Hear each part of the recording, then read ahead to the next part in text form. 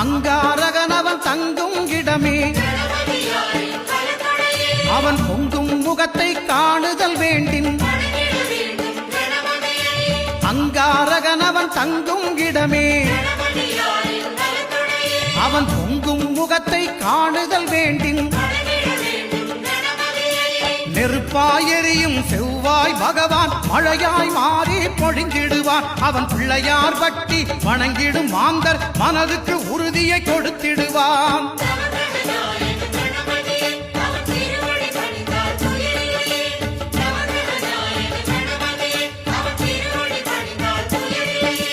ஒன்பது கோளும் ஒன்றாய் காண